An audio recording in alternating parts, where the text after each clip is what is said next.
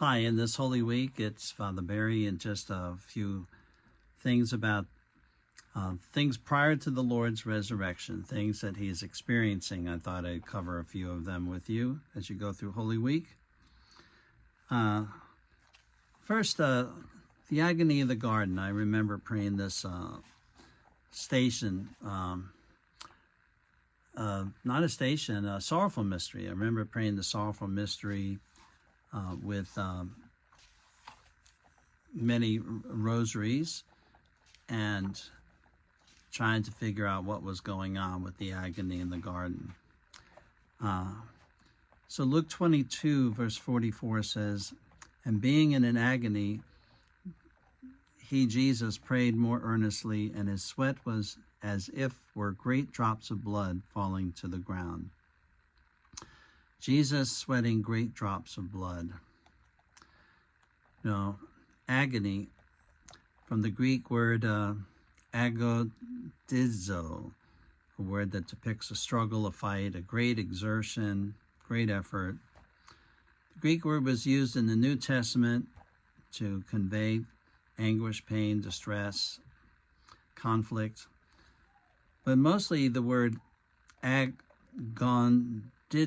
comes from the word agon, which is the Greek word that depicted the athletic conflicts and competitions that were so strenuous in the ancient world. Straining forward. So the Holy Spirit intentionally used this word in these verses to help us understand the battle that Jesus experienced in the Garden of Gethsemane on the night of his betrayal. It tells us that Jesus was thrown into a great struggle or an intense fight that night. Knowing that the cross and the grave were before him, he cried out, "Father, if thou be willing, remove this cup from me." So the spiritual pressure that bore down upon Jesus' soul was so overwhelming that the Bible says it was an agonizing event, very strenuous, the greatest fight that Jesus had ever known up to that moment. But then it says Jesus prayed more earnestly, more deeply. And so he's pushed to the limit. And his sweats come as sweats of drops of blood, meaning it's so intense that from his head, the vessels were just breaking and blood was dropping down. The Greek word thrombos, which is a medical word that points to blood that is unusually thickly clotted. When you take the word hydros and of drops and the word thrombos, it really depicts a medical condition that we call now hematidrosis, which is a disorder when people are in a highly emotional state that this event happens on them. So this is what Jesus was going through for you and me in the agony in the garden. Hi, it's Father Barry, and as we go through Holy Week, I give you some things to ponder. Today, Jesus is in the Garden of Gethsemane, and he's asking for assistance. And so you could say that the apostles, particularly Peter, James, and John, who are the closest ones to him, were asked to make a holy hour. I know that I've been pleading for you to make holy hours with us. We do a holy hour 3 hours in a row on every Friday of the year in the church, and then on Holy First Saturdays, and some other occasions we do it with the Eucharist out and exposed. And Jesus will ask in the garden here, could you not stay awake for 1 hour with me, because he finds his apostles asleep. They're with him, but they're asleep. So he's there surrounded by his apostles in the garden. So that's nice, but they're asleep. And sometimes the idea of the sleeping is means they're just exhausted, tired. Sometimes people fall asleep that way. But for Jesus, something happens even though he's exhausted. Luke 22, verse 43 says that in this moment in Gethsemane, when Jesus felt the need for help and strength, not finding it with his brothers, there appeared an angel unto him from heaven to strengthen him. When Luke writes there that the angel strengthened Jesus, he used the form of the Greek word eneskuo, which is the compound of the words en and iskuo, which the word en means in, and eskuo is might or strength. So the angel brought an inward might, an inward strength for Jesus to take things. I think bodybuilders today might talk about inner strength or what they have to gain strength. But here's Jesus exhausted and depleted, but suddenly he gets a blast of energy and he's instantly recharged. As we go through Holy Week, though, some of us, again, are kind of asleep on the job. We don't understand how important it is to make it holy in our own experience. Jesus has made it Holy Week, but are we partaking? And so by you watching these videos, it helps you to partake and to think about these things, And as we see Jesus alone in the garden, and there's a rock that they say that he prayed on, that his hands were on it, and that left an imprint due to some kind of an intensity of going on. But have you ever experienced a time in your life when you felt alone? Even if there were people around you, you felt alone. Have you ever felt trapped? Jesus knows that Judas has clued all people to come with hundreds of soldiers to come and arrest him. He knows it's coming soon. Have you ever felt that your friends have let you down? Judas deeply let you down. Or have you had friends just let you down at a time when, they just disappointed you? But maybe understanding that they're at the point of all they can give humanly. But that's where we need to pray for the grace of God to build up our humanity so we have a divinized humanity. Maybe we can go a little further with unconditional love, unusual strength, to be attentive to the things at hand. But Jesus, as you're in the garden, we're praying now in thanksgiving that you endured it. And we're not forgetting your suffering even now. It's part of this Catholic faith that we believe in. And we're going to remember this intense suffering you went through long ago. We're going to remember it in Holy Week once again. Hi, it's Father Barry. In Holy Week, I'm making a few videos of us thinking some things out. Leading up to Christ's resurrection, there's all these disturbing things that happened to Jesus. In the place where he often met with his disciples in the Garden of Gethsemane, in the Olive Garden, he's there and he knows that Judas knows he's there. In fact, Judas has left the table and he's gone to bring back troops to get him. And so religious leaders, Roman soldiers, temple police, they all come to arrest Jesus. How many does it take to arrest Jesus? Well, they brought what's called a band, which is, at least 100. Now, Jesus' power was a bit legendary, so he had some divine miracles associated with him, so they didn't know what they were going to come against, so they came with, to overwhelm or overmatch whatever power he seemed to have. And they also did not want him to slip out of their grasp. A few times Jesus was in a situation where he could have been arrested and he slipped out of their grasp. Well, they want to kind of surround him with too many forces. John 18, verse 2 clearly says it was Jesus' custom to go pray there in Gethsemane. And John 18:3 says, Judas then, having received a band of men and officers from the chief priests and Pharisees, came hither with lanterns and torches and weapons. A band of soldiers. The soldiers Judas brought with him that night were Roman soldiers. They were stationed at the Tower of Antonia, a tower built by the Hasmonean rulers, but later named the Tower of Antonia by Herod the Great, named after Mark Antony. And so there were about 500-600 trained soldiers in Antonia at that place. And so these kind of soldiers are coming. The Greek word says a band or a cohort, so that suggests 300 to 600 soldiers, well-trained ones too, and the finest weapons. So they come with this big group. Matthew says a great multitude.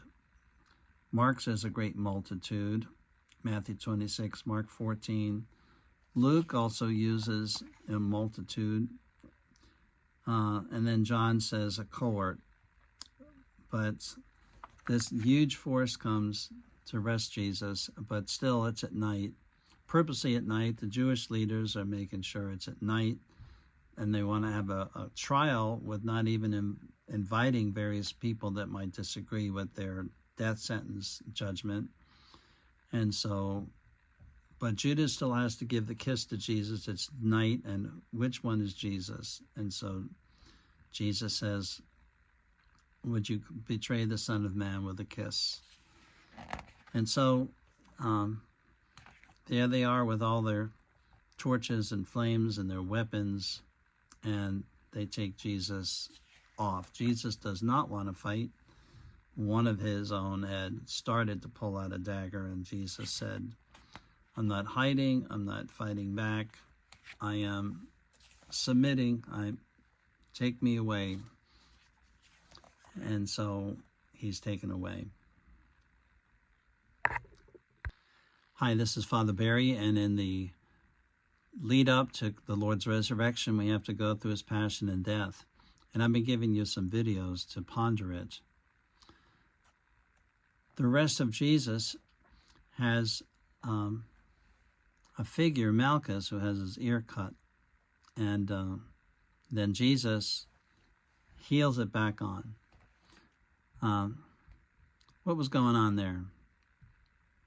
Well, Malchus was the public voice for Caiaphas, and Caiaphas was very antagonistic to the ministry of Jesus, and he was a member of the Sadducees, those religious leaders that were opposing Jesus for so long now. And Malchus was there with all his atrocious statements himself against Jesus. And when Peter saw Malchus in the Garden of Gethsemane, he just couldn't hold back all the memories of that man. And so he might have singled him out, the servant of the high priest. And he comes with the sword. Now, this man gets disfigured because of the cut. So Peter was coming with great force. But Jesus will make it the last healing. There really aren't miracles much in the Gospel of John at the end, except here's this big one before the sign of Jonah, the miracle of Christ's resurrection. But Jesus reaches out to heal and help the one who had been his public and avowed foe. Interesting. And then Peter is told to put the sword away, and of course Peter will know that he has not been permitted to use force to stop this arrest. So we'll hear of him going down, where Jesus was taken to be, tried, arrested, brutalized, sentenced to death. Peter's going to try to do something else. He doesn't know what. And when he gets into that place, that's where his own denial of Jesus comes up. But Jesus had told him he would do it. So in some ways, it's a relief that Jesus is saying, you're going to let me down. You think you have, everything that you can do for me, but I tell you, you're going to falter.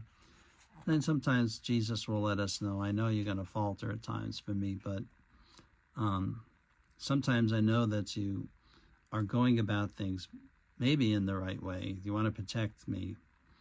But in this case, I need to be given away to suffer. I'm going to let my life be taken. So Jesus is letting his life. He's submitting to being taken away. You know, Peter will flash back to the time that he said, "You are the Christ, the Son of the living God," and was praised by Jesus for it. But then Jesus says, "And this will lead to my suffering." And then Peter is upset at Jesus for that. "No, we're not going to let that." And then Jesus has to rebuke him, "Get behind me, Satan." So there's a connection back to another event with Peter. And Jesus will also say to Peter, "I saw Satan trying to sift you like wheat. So I'm praying for you, Peter." And it's nice that Jesus is praying for us even while we're tempted and facing things and having a difficult time with the way things play out with Jesus' permission. Hi, it's Father Barry, and we're going through Holy Week, and I'm giving you some quick little meditations. And one of them is when Jesus was in the Garden of Gethsemane, he could have called upon a legion. And later he even speaks to Pilate and says, if I wanted to, I could have called upon my own forces to stop what you're doing to me. But as it is, I give my life away. The evil has come and is trying to kill me off, but I will flip that over. My death will be adored. My death will be for the sins of the world, and a great sin committed against the Son of Man, even to nail him on the cross. But a legion is a lot of angels. When Jesus says he could call upon many legions. So a legion was 600 Roman soldiers trained. So when Jesus speaks about his own legions, we could be talking about 6,000 for each legion that Christ would call. If he brought 12 legions, then you can imagine just how many legions he has. He imagined 72,000 angels coming to protect Jesus. He had the right to call on them, but instead, he doesn't. The angels are pretty powerful. In Isaiah 37, verse 36, God used a single angel to obliterate 185,000 men in one night. So if one angel has that much strength, can you imagine what a legion or 12 of them would have? That's a lot of strength. Okay. If you did the math, 185,000 by 12 legions, 72,000 angels, Jesus would have enough strength there at that moment to dispose of 13 billion. So that's a lot. Okay, so Jesus had this kind of power, but he didn't use it. So Jesus will be taken down to be judged. And oddly enough, when he goes before, like the high priest Caiaphas is acting like he has all the power and the authority, but Caiaphas has been so blind he hasn't even recognized Jesus as the priest from heaven, Jesus as the one come down from heaven, the Messiah, the Word made flesh. Jesus is being tried by the world, but Jesus has really all the power and authority to try us of the world. He's shamed, he's demeaned, he's debased, he's hated, he's violently struck with their fist. They pull out his beard, they punch him, and that's before the Romans get a hold of him. This is just with Caiaphas and his people. Caiaphas was the high priest for a number of years, from 18 A.D. to this point. He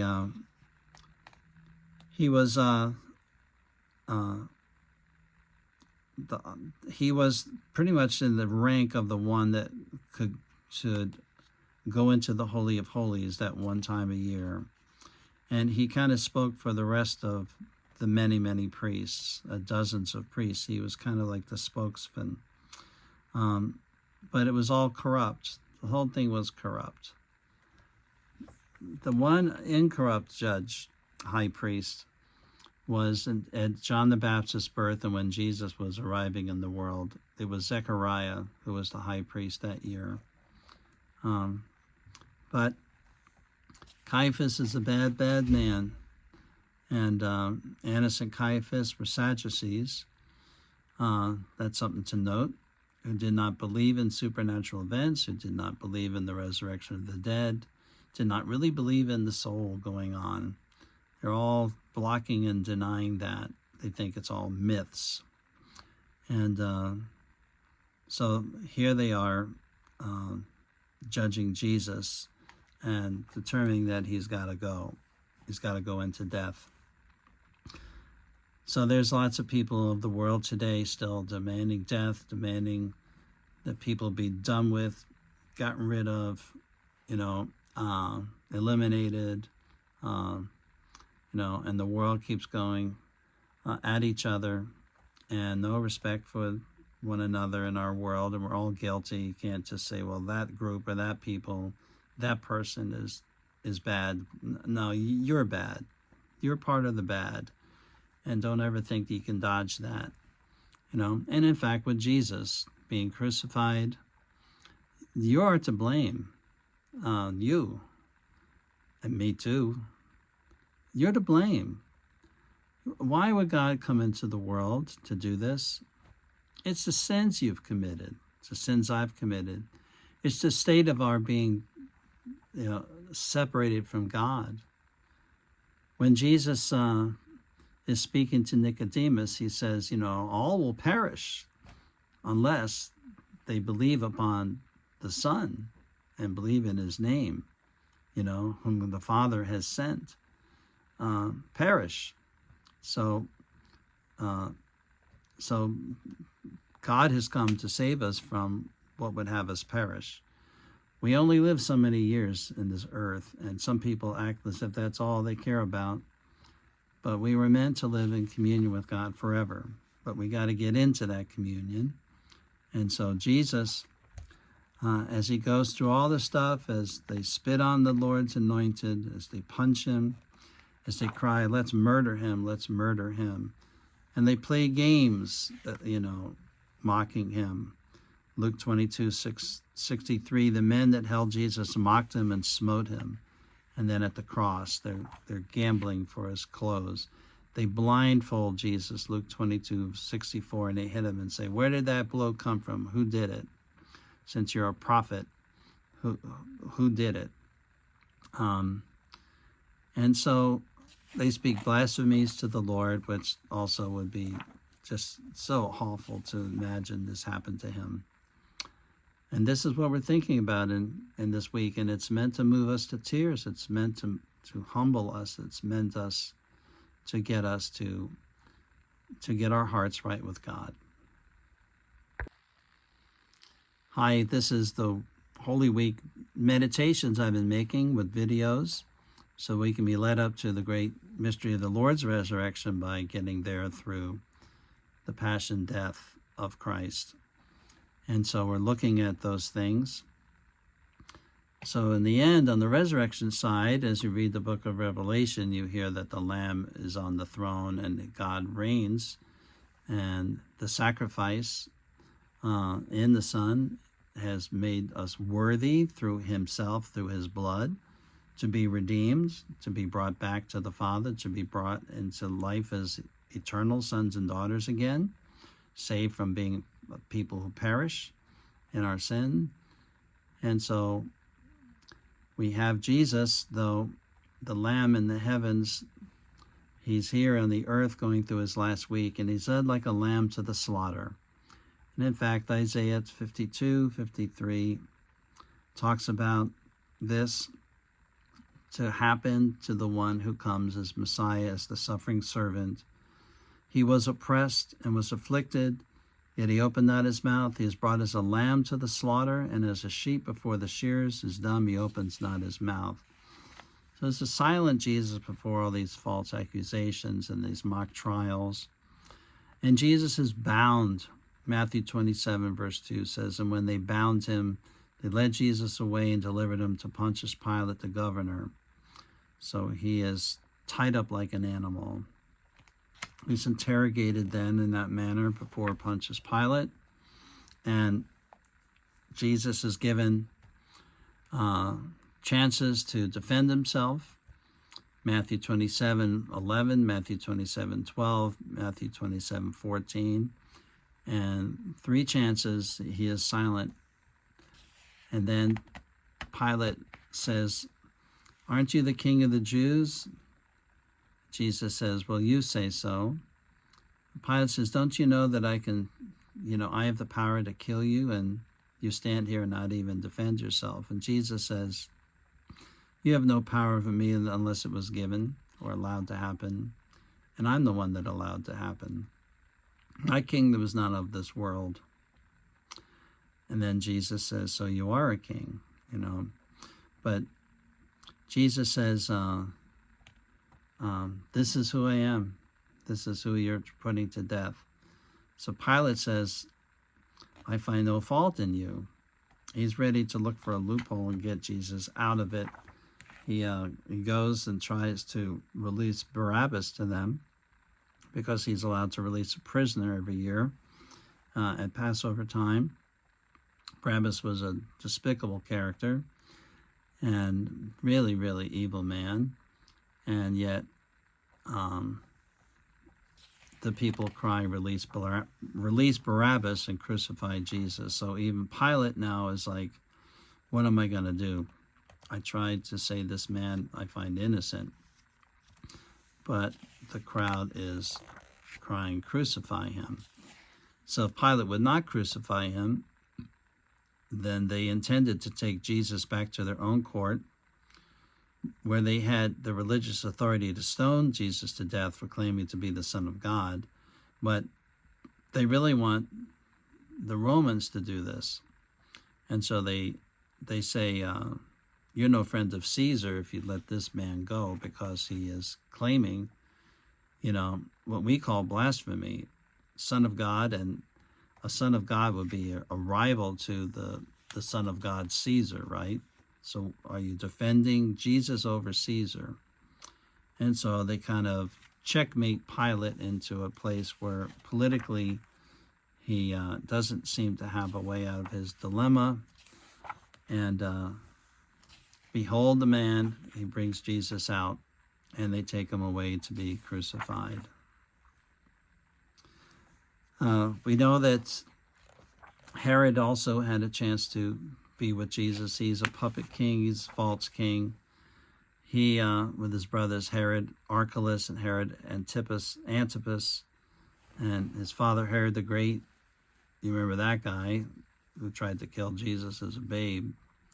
And Philip, his brother, the governor up in the distant regions. They're all like trying to work deals where the Jews, at least the well-off Jews, the high-appointed Jews, can still live, a life where the Romans are not going to squash them if they can just kind of keep the peace. And so they call it the peace of Jerusalem, but there's no peace, really. A lot of hatred for the Romans, but they use their brute force to stop it. But they try to also use, Herod's influence and then the high priest's influence to try to control the crowd. But here's this massive crowd at Passover, 33 AD, if you just go with the traditional date. And there's Jesus standing in his royal robe that they have put on him to mock him. And he is, he's going to be led off to be crucified. Luke 23:21 says the angry mob cried for Jesus to be crucified. That's screaming, shrieking kind of crying. And at the top of their voice, Pilate once had said, "What evil has he done? I find no cause of death." But they have called for this. Pilate has washed his hands, saying, cleanse of this matter, but take him away. And so Jesus, with his scourging, being whipped on the back almost to the point of death, and they're getting a crown of thorns put on his head, and he has been beard torn out. He's been kept up all night. He is just spiritually almost drained. Everything about him seems to be drained. And yet Jesus says, this is the sacrifice that will be made for mankind. Father, I go to give my life for the many. I pray that you'll forgive them, for they know not what they do. Hi, it's Father Barry, and we're going through the week of Holy Week, leading up to the Jesus' resurrection and the triumph. But first, you get to the resurrection through the cross, dying to the rising. That's the Paschal mystery we celebrate.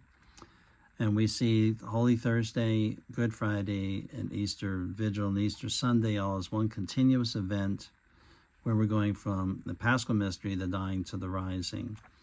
And Jesus will freely give himself for our salvation, but very painfully he will. So we go with the cross in Golgotha, the place of the skull where he's led. So it's really outside of Jerusalem, in a place you'll be sent in refusal, a dung heap, a place with skulls on it, a place where others have been crucified. And Jesus is put there, and sometimes they just cut their bodies down and just leave them to just lie there on the ground for days. Jesus will be led out to that place, place of the skull. We also call it Calvary, and he carries a cross. Interesting that the wood that he would be carrying was wood that he would have authored as the eternal Son, the Word that creates all things. That wood would have been familiar to him. And also, Jesus was a carpenter. Interesting that he would be given wood at the end. It's a big cross beam. It's much heavier than people understand.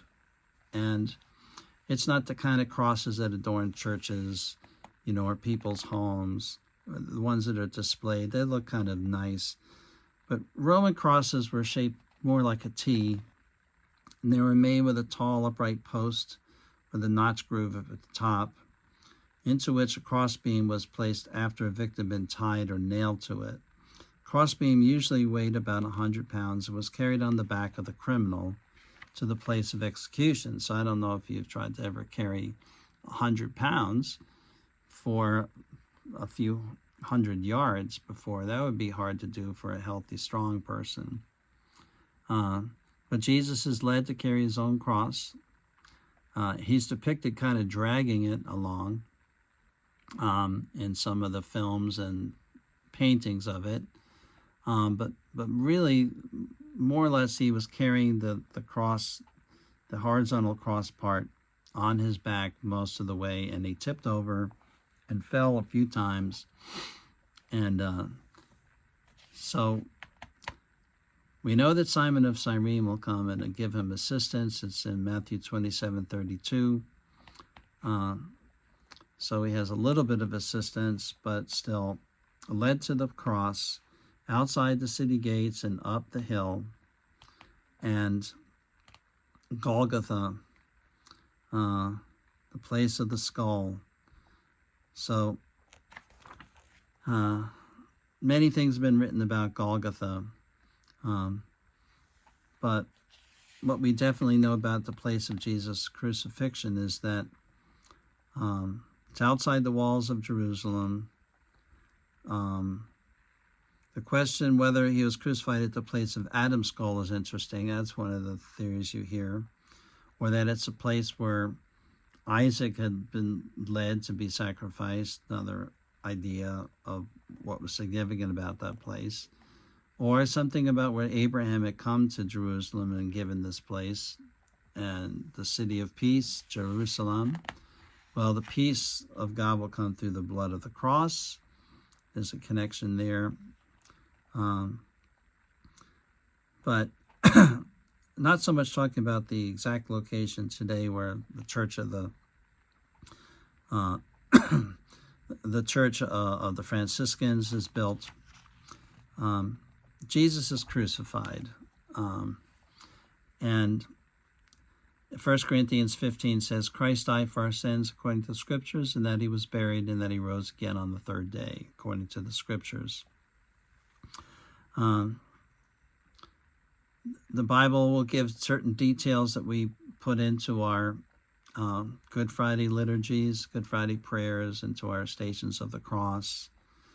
You know, like they gave him 2 different drinks at the cross. When the man was to be executed, he could request a narcotic mingled together with wine, which would be gall, a painkiller. You know, and they also know that there's, you know, that there are people mocking him underneath the cross, and then there are people speaking to him or being spoken to, which we know are Mary Magdalene, John the Apostle. And so Jesus dies cursed on the tree. But 2 people come forward, well-off men, secret believers, now coming forward, saying, let's take him down off the cross. Joseph of Arimathea and Nicodemus, the Sanhedrin member. And they have to go and ask Pilate for this. And they say it should be done. And there's probably a payment that was made.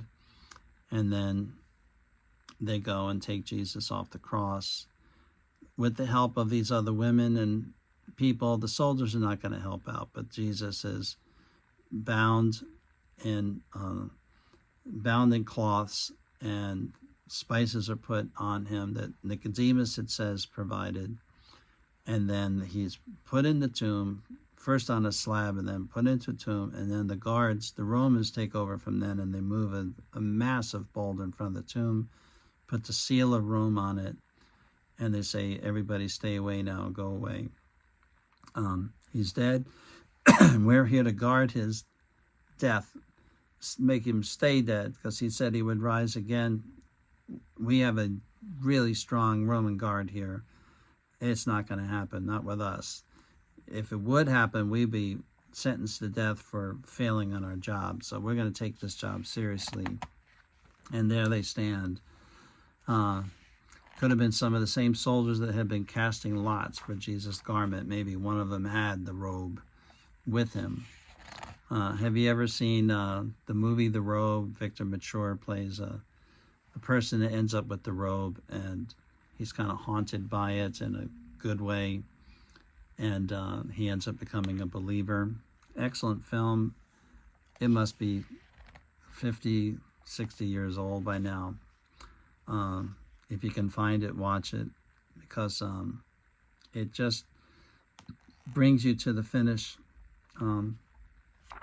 So Jesus has gone to the cross for us. He's borne our griefs. He's carried our sorrows. He was wounded for our transgressions. He's bruised for our iniquities. He was chastised for our peace to be brought back. And by his stripes we are healed. And Jesus says on the cross, it is finished, it is completed. Tetelestai, it is over. So Jesus, when he says that, the very thick veil of the temple is suddenly torn in two by unseen hands from the bottom to the top. In a sense, it says the Old Testament, the Old Covenant has been now torn open by Jesus. And also his own flesh is torn, remember. So in a sense, he's the veil that is also torn. And so Jesus, he says his mission is accomplished, tetelestai, meaning I have done exactly what you requested, Father. He's speaking to the Father. The mission is now accomplished. And he gives up his spirit, and he has passed. So the old has ended and the new has begun. Our debt has been paid by Jesus. And we're ready for Easter now.